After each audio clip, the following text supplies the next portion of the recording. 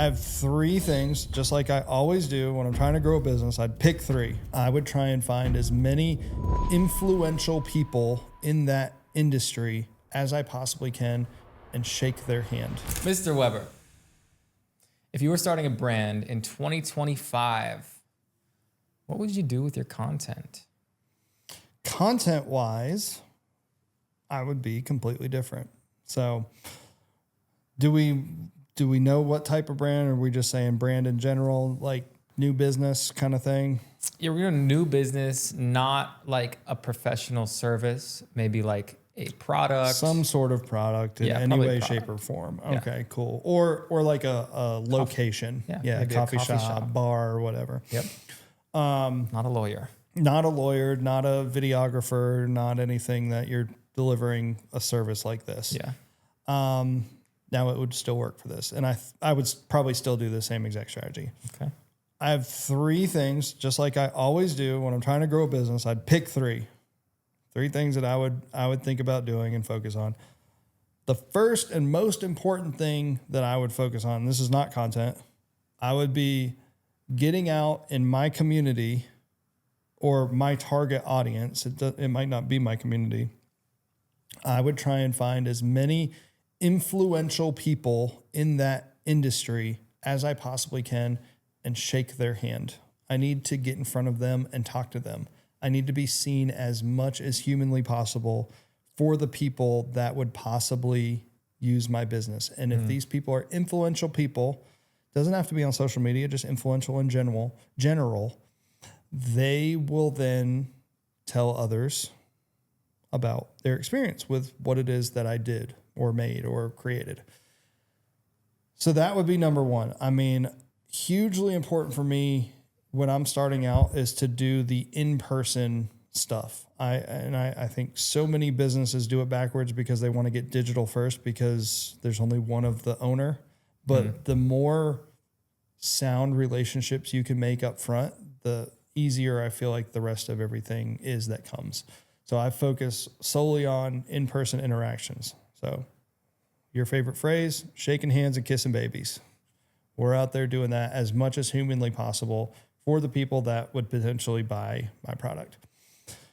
The second thing I would do, and what I would call the second most important, is, and I don't know how I'd get this, but I would create a lead magnet in some way, shape, or form.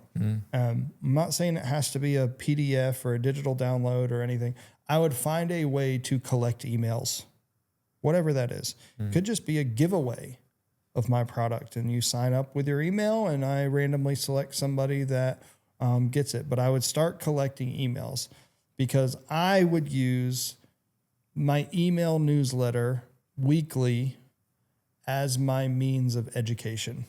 So probably in some form of like unique storytelling of how this product worked, or a story about how someone used it, or, you know, make it unique and interesting. But I'm probably storytelling through written word and email. And I use email because you can then make offers for products at the back end of it. And then finally, the least of the important things is a social media strategy on the platform that I think would drive the most traffic for that. So it's like, what is your target audience and where are they? So let's say it's a local business like a coffee shop. I would say you need to be on Instagram. It's probably a more local targeted thing. If you're doing a national product, YouTube might be the play. Could be Instagram. Like, that's kind of up for you to decide. Could be TikTok. For this scenario, I'm going to just say Instagram is going to be the one that I've decided. That's my number one. We're going all in on Instagram. It's my only social media platform that I'm thinking about. On the social media platform, I'm not doing what everyone else does. I'm actually going to steal a strategy from one of our favorite social media companies that we've seen. They're not a company. It's a company that we like their social strategy. And it's what Low House, which is a glasses company that we found out somehow, does. And they essentially don't ever talk about the product. You don't know what it is that they do, but they show the people in the situations of what it would be like using that product. And so I would probably do that for my social media strategy because I want it to be catchy.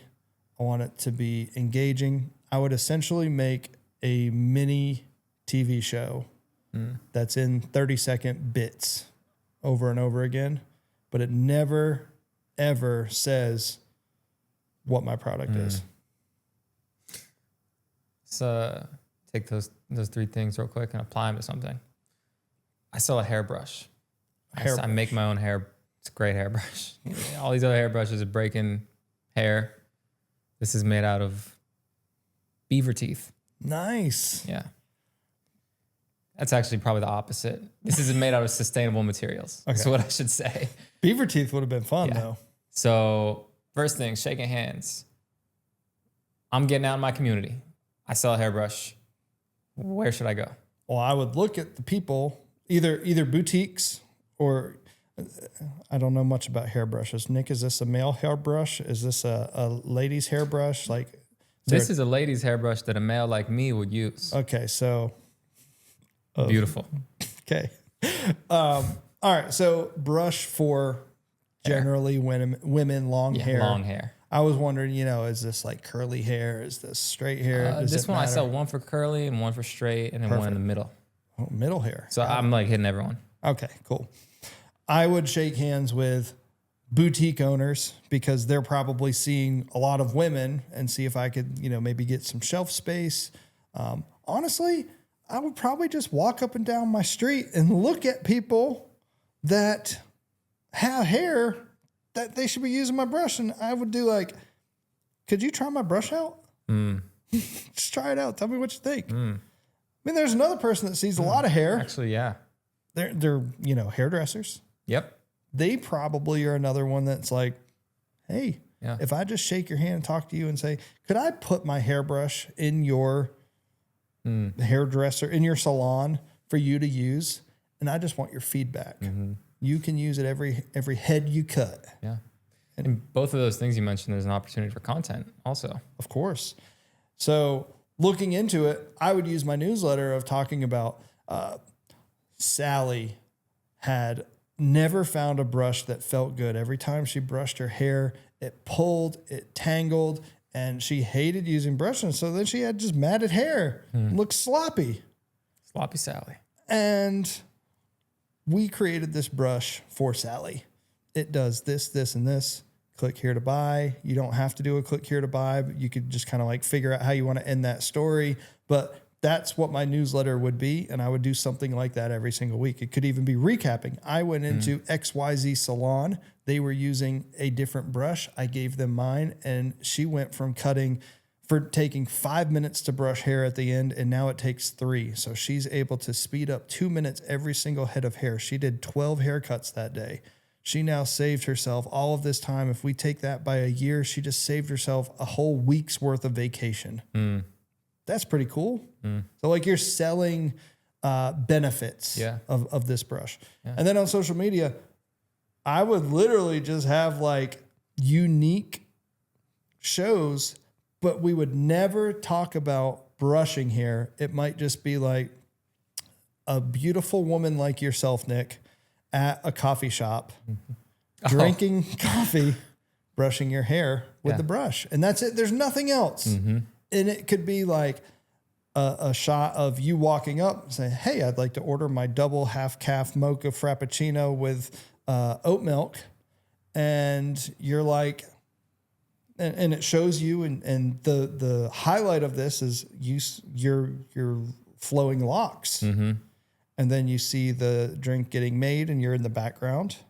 You start brushing your hair. And they bring the coffee out to you and you're brushing your hair. You put your hairbrush down and maybe it's a hero shot of the hairbrush as you put it down.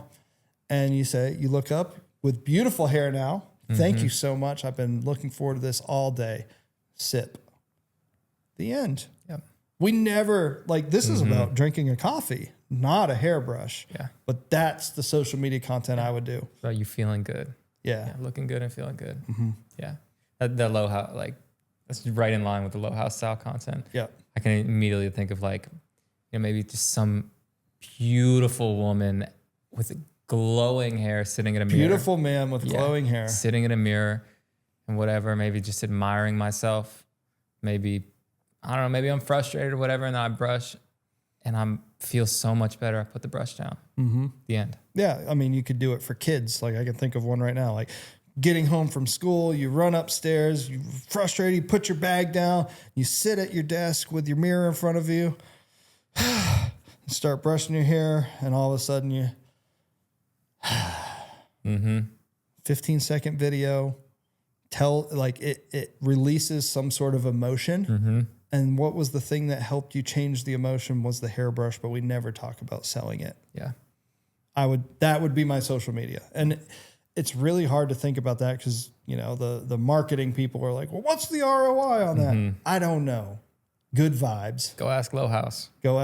They seem like they're doing just fine. But I think doing something different and unique than what the norm is of like talking about the product and telling the features and I would only do that in the written word, whether it's on my website or on email and in person.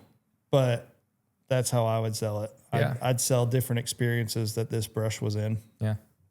Sounds like a pretty good way to stand out. Should be fun. I want someone to do this. We're going to do a little bit of this with our law firm.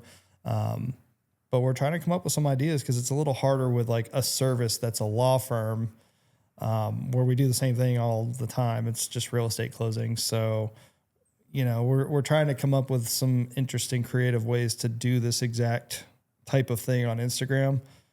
So we will, if you want to follow along, it's at Law at the Lake, and you should see some of this style coming out sometime soon. But yeah, it's hard to come up with concepts for that. But if you had a product, I think the product, this strategy really sells. Yeah. Once we execute on the law firm, we'll probably make a video about it. Yeah, for sure.